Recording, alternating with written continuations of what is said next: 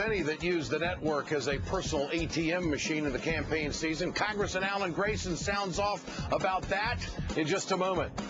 And conservatives are race baiting as we head down the stretch of the midterm races. They're playing to the lowest common denominator with doctored pictures and racist billboards. House Majority Whip Jim Clyburn thinks he has the secret weapon. He'll join me along with Barbara Lee, chairwoman of the Black Caucus. And Daily Show co-creator Liz Winstead will find the punchline in Sharon Angle's swipe at Harry Reid's manhood. That's all coming up tonight, but this is the story we start with, and this is the story that has me fired up. America's newest Supreme Court expert, Christine O'Donnell, is bragging about her cozy relationship with Fox News freedom fighter Sean Hannity. O'Donnell is... well, she's whining because the establishment in the Republican Party just isn't supporting her. You think? Howard Feynman of Huffington Post reports that O'Donnell told a group of Washington insiders, quote, "I've got Sean Hannity in my back pocket, and I can go on his show and raise money by attacking you guys." Here's an example of her doing just that. We're going to start having a very aggressive campaign to let people know what that's about, and that's why I'm glad that I can talk to your listeners and ask for their support. Ask us. We need to raise another $1 million in order to take out the ads and do the mailings we need to do what the NRSC refuses to do. O'Donnell and her buddies in the Tea Party have used Hannity like an ATM machine, no doubt about it. Sharon Angle makes withdrawals from the bank of Hannity whenever she needs to pay for another attack ad against Harry Reid. This is what she said about mentioning her This is what she did as mentioning her website on his show. When I said it on Sean Hannity's television show, we made $40,000 before we even got out of the studio in New York. It was just... Tea Party candidates have a platform on Fox whenever they want it. Guys like Hannity and Beck push the crazy Tea Party ideas for hours, day after day. Now, I'm just going to keep hammering on this. These are the people who fundamentally want to change America, in our opinion, for the worse. Tea Party candidates, this is what they want to do, and don't forget it. They want to abolish minimum wage. They want to eliminate unemployment benefits across the board. They want to phase out Social Security and privatize it. They want to repeal the health care bill, which is going to save lives. Let's undo the 14th Amendment, and now the new one is abolish public education. I mean, these people are nuts. All of these crazy ideas are going to make their way to Washington unless Democrats turn out to vote big time. The Tea Party is within striking distance of making a major dent in both houses of the Congress. Look at the numbers. New York Times is reporting that the Tea Party candidates are winning or close in 33 House races, and 8 Senate seats are up for grabs, and that's how tight it is. If these radicals get in power, it's going to grind Washington to an absolute halt. There's no way the Republican Party is going to want to reach out across the aisle to work with President Obama when the Tea Party comes to town. I mean, millions of Americans need unemployment benefits. What about the food stamp program they want to eliminate? The government needs to get money into the hands of small businesses and repair the crumbling education system. Well, the Republican Tea Party will put a stop to all of that, and more seats will even embolden them more. Now, Fox News and the Tea Party and the Republicans, folks, they are all one in the same. They are on a mission to make President Obama fail and America fail.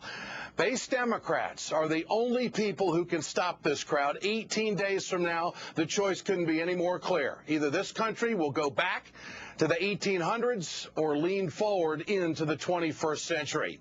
Let's get your cell phones out tonight, folks. I want to know what you think about this. Tonight's text survey question is, do you think the Tea Party has any good ideas for America? Text A for yes, text B for no to 622-639. We'll bring you the results later on in the show. Joining me now is Florida Congressman Alan Grayson, who is undoubtedly the progressive warrior and is also targeted by the conservatives and, of course, a lot of corporations. Money is flowing in against you, Alan. How are you combating this? How is it going? You're outgunned. You're a national target because you're so outspoken.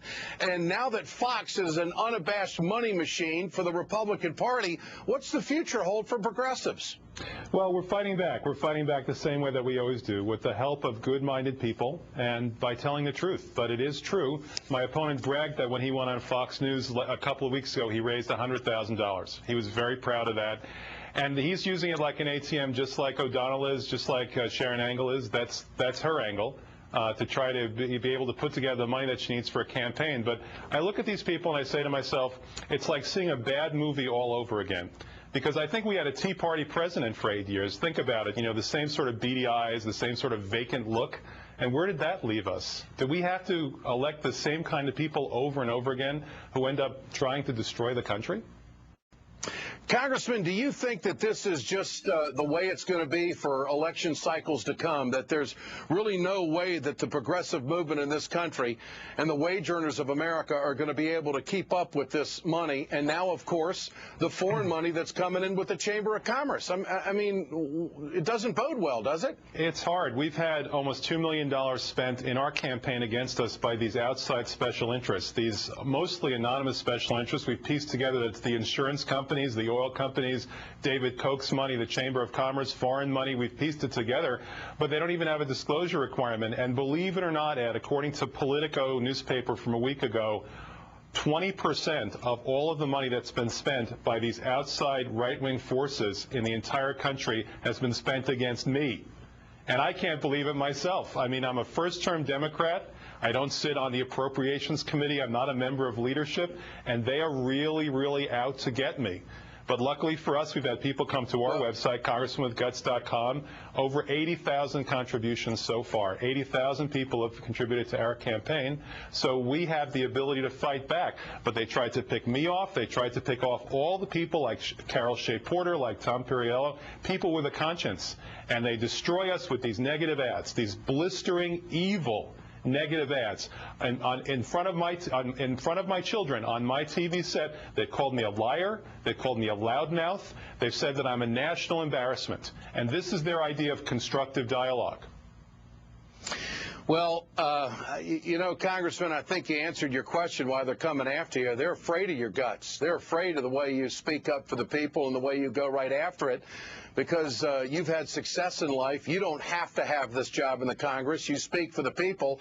And I think you got them really afraid. This is an ad that you took out against your opponent, Mr. Webster, with his record in the Senate in Florida. Here it is.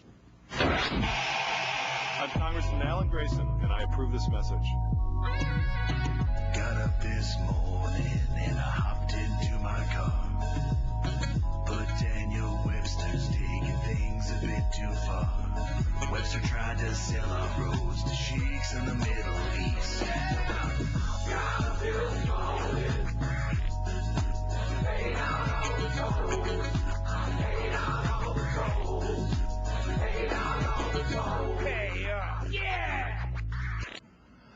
Congressman, what is the message there? You're going right to the money, but it has somewhat of a Sopranos theme. Is that over the top? What do you think? The message is that my opponent has been a tool of special interests for the past 28 years, a career politician who never met a toll he didn't like.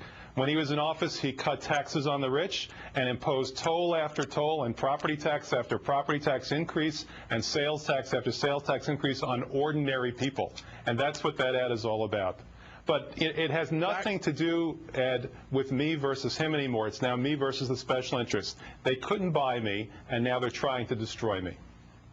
Congressman, great to have you with us tonight. Thanks for speaking up as always. Alan Grayson from